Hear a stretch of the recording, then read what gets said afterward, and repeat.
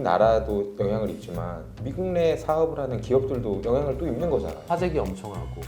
왜냐면은 기업만 보내는 게 아니라 소비자 엄청 보내잖아. 특히 이번에 그 애플 아이폰 같은 경우에 사재기 엄청 하죠. 왜냐, 아이폰 뒷면에 보면은 메이드 인 차이나야, 디자인드 바이 캘리포니아고. 그러면 중국에서 뭔가 제조하는 아이폰 완제품이 들어갈 수도 있고, 아니면 그 미국에서 만든다고 하더라도 각 부자재들은 중국, 베트남, 한국 이런 데서 보내면은 관세 다 올라가잖아.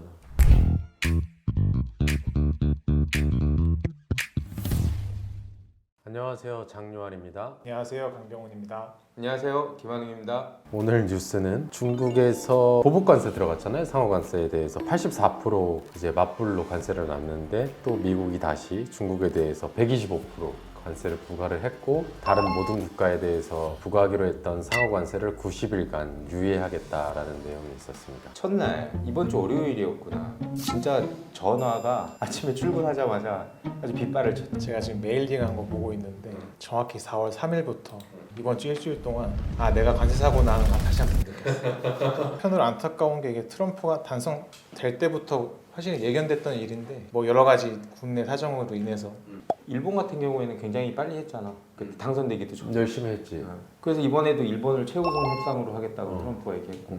맞아. 우리나라 뭐 좀 지금 독특한 뭐 상황이었으니까 거기에 대응할 탑이 없었고, 어떻게 흘러갈지 또 오늘 밤 다르고 내일 다를 수 있는데, 일단 전 세계적으로 상호 관세라고 해서 국가마다 약간씩 차이가 있기 때문에 조금 다르지만, 우리나라 같은 경우는 25% 이렇게 부과를 했고요. 그 미국 수출하는 제품들에서 이렇게 관세가 부과되면 우리 수출 기업들은 정말 대혼돈, 어찌해야 될 바를 모르는 그런 상황이 지속되고 있습니다. 트럼프가 좀 동경하고 따라하고 싶어 하던 이제 그런 대통령이 있더라고요. 보호무역주의라고 하죠. 이거를 조사하다 보니까 역사적 배경을 살펴봤더니 스무트홀리 관세법이라 들어본 적이 있어요. 1929년 대공황 시작한 후에 미국이 경제 붕괴를 막기 위해서 자국 산업을 보호하자, 수입을 줄이고 미국 내 소비를 유도하고 공급이 늘어나니까 일자리도 늘겠다라는 사실 매우 단순한 논리야. 그런데 이제 까놓고 봤더니 어마어마한 그 무역이 붕괴되고 대공황이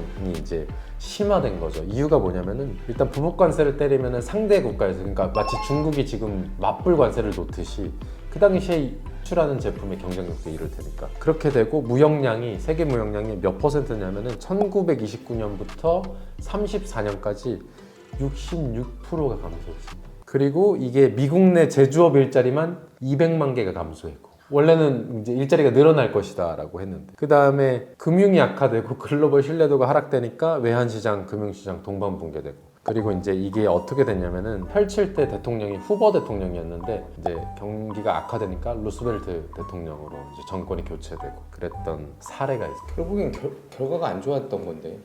제 생각은 트럼프가 어쨌든 이를 갈고 준비를 했을 거 아니에요. 그런 과거 사례도 다 알아보고 준비했을 거란 말이에요. 그래서 어느 정도 대안은 갖고 하는 게 아닐까라는 생각을 하거든요. 이런 생각은 들어. 이거 블러핑이다. 뭔지 알지? 그 우리 포커 칠 때 블러핑 치잖아. 손에 든 거는 이제 뭐 원페어인데 내가 조금 더 있는. 그러니까 트럼프의 블러핑은 뭐냐면은, 관세 이렇게 부과할 거 아닌데 관세 부과한다라고 블러핑을 하면서 어떤 미국으로 어떤 투자를 유치하거나, 우리가 관세 부과할 거니까 너네가 미국으로 와서 오히려 공장을 짓고 여기서 만들어 제조업을 회복시킬 거야 하면서 블러핑을 치는 거 아닌가, 그런 생각도 들어요. 이번에도 그 우리나라도 협상을 하면서 지금 트럼프가 계속 얘기를 하는 게, 결국에는 관세 협상을 하는 게 아니잖아. 그거를 이제 미끼로, 어떻게 보면 미끼로 그거랑 뭐 방위비, 그리고 이제 또 오늘 얘기했던 게 그걸 이제 다 묶어서 원스톱으로 하나로 보자라고 자꾸 얘기를 하니까, 이제 우리나라 같은 입장에서는 점점 안 좋아질 수밖에 없는 거죠. 하나의 카드를 얻기 위해서 몇 개를 계속 줘야 되니까 우리나라는. 근데 이제 트럼프 생각은 그거 같아. 그러니까 제가 원하는 그림이 있겠죠. 트럼프가 한국한테서는 이거, 뭐 일본한테서는 이거. 그게 나올 때까지는 계속 블러핑하면서 적용을 할 것 같은데, 근데 그 블러핑도 이렇게 좀 이렇게 정도로 봐가면서 해야지. 이번에 너무 처음부터 너무 심했어요, 제 생각에. 트럼프 시대 들면서 굉장히 실리주의, 그리고 장사치의 접근으로 국가와 국가는 이타적일 필요 없다, 이기적이어야 된다, 그래야만 자국을, 어떤 국민들을 보호하고 국력이 강화된다. 협상을 정말 사업가처럼 해서 장사치처럼 딜하고 교섭하고 이런 것들이 너무 재밌는 거지. 흥미진진. 우리 관세사 입장에서 보면 FTA랑 이쪽이 더 기업 입장에서는 면밀하게 봐야 되지 않을까. 왜냐면 지금 미국이 가장 강수를 두고 있는 게 중국이고 중국산 원재료를 쓴 제품에 대해서까지도 이제 계속 그거를 반영을 하고 이제 부과를 한다고 하니 우리나라 같이 중국에서 원재료를 갖다가 만들어서 미국에 파는 기업 입장에서는 FTA 같은 거를 좀 더 관리를 잘해야 나중에 이제 검증이 또 엄청 나올 수도 있는 거지 이게. 미국에서는 다 한국산이라 그래서 다 FTA 적용해줬는데 이거 다시 조사해보자라고 쫙 나갔더니 중국산이 섞여 있는 거야. 그럼 다 추징되는 거. 이 부분도 굉장히 많이 질문을 받았잖아. 이게 어떻게 부과되는 거냐.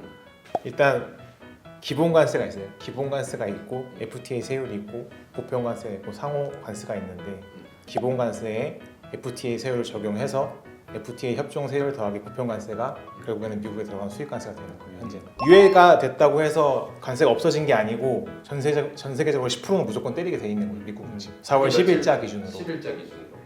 그러니까 보편 관세는 유지, 상호 관세는 유예 이렇게 되는 거. 우리가 예전에는 우리나라 대기업들의 생산 기지가 중국산이 많다가 이제는 베트남으로 많이 옮겨갔잖아. 근데 지금 우리나라 삼성전자랑 LG전자가 베트남 생산 기지를 통해서 미국으로 수출을 많이 한단 말이야. 근데 갑자기 베트남에 대해서 한국산은 25% 상호 관세인데 베트남은 46%야. 관세만 쳐도 거의 더블에 가까운. 그래서 되게 곤란한 상황이 됐습니다. 물론 이제 유예됐지만 만약에 이제 90일 이후에 상호 관세를 그대로 부과하게 된다라고 하면은 베트남 생산 기지 두고 있는 삼성전자랑 LG전자가 약간 곤란해지는 상황이 오죠. 그러면 또 당연히 두 기업에서는 대응해서 생산 기지를 빨리 이전하거나 아니면 어떤 생산 물량들을 좀 바꾸긴 하겠지만 정말 기민하게 대응해야 될 때입니다. 그래서 관세가 우리가 WTO라는 것 그리고 FTA라는 게 세계 자유무역 협정하자 막 하면서 우리 원산증명서 발급하면 정말 0%를 많이 떨어뜨려졌었잖아. 지금은 관세가 다시 중요해지고 있어. 기업들이 느꼈을 때 관세가 웬만하면 0%였는데 이제 다시 관세를 고려해서 어떤 지정학적인 그 생산기지를 어떻게 배치하고 자유무역 협정은 1대1인데 그것뿐만 아니라 지역 협정들 있잖아. 거기를 어떻게 이용해야 될지에 대한 전략적인 판단이 매우 중요해졌는데 중요한 거는 기업이 한번 의사결정해서 생산기지를 옮기는데 뭐 한 달 이내에 할 수 있는 게 아니잖아. 우리나라도 영향을 입지만 미국 내 사업을 하는 기업들도 영향을 또 입는 거잖아. 사재기 엄청 하고 왜냐면은 기업만 보내는 게 아니라 소비자 엄청 보내잖아. 특히 이번에 그 애플 아이폰 같은 경우에 사재기 엄청 하죠. 왜냐 아이폰 뒷면에 보면은 메이드 인 차이나야. 디자인드 바이 캘리포니아고 그러면 중국에서 뭔가 제조하는 아이폰 완제품이 들어갈 수도 있고 아니면 그 미국에서 만든다고 하더라도 각 부자재들은 중국, 베트남, 한국 이런 데서 보내면은 관세 다 올라가잖아.